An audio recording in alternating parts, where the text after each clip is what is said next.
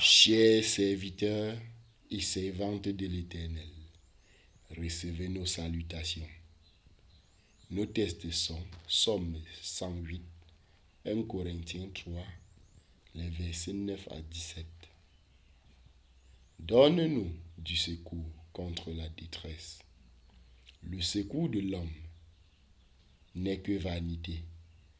Avec Dieu donné, nous ferons des exploits. Il écrasera nos ennemis.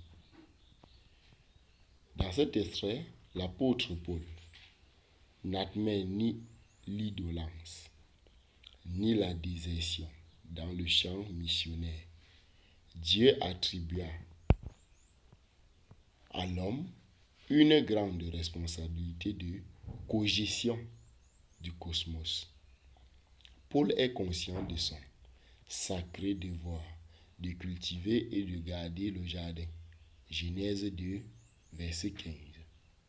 Écologique ou environnemental comme un usage architecte en posant solidement les piliers ou les jalons de l'édifice spirituel sur Jésus-Christ. Il incombe aux autres croyants de continuer avec finesse et probité l'immense œuvre salutaire de l'humanité. Chacun récoltera les fruits de ses efforts parce que la rétribution providentielle est juste et équitable.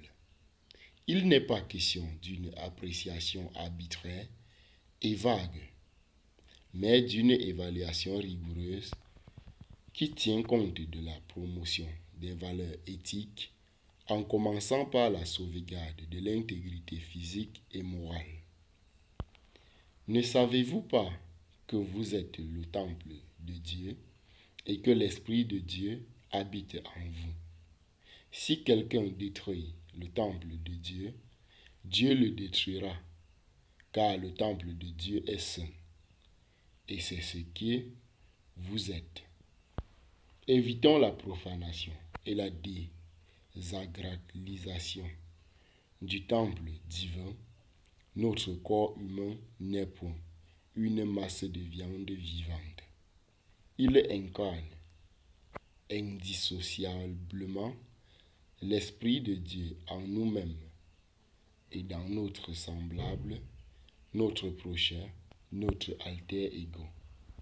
Le Dieu de toute grâce qui vous a appelé en Jésus-Christ à sa gloire éternelle.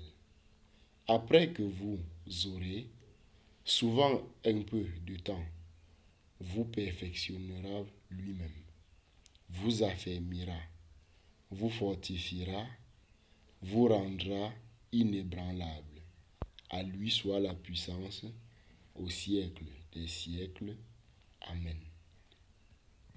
Révérend pasteur, docteur Jean-Claude Numboundem.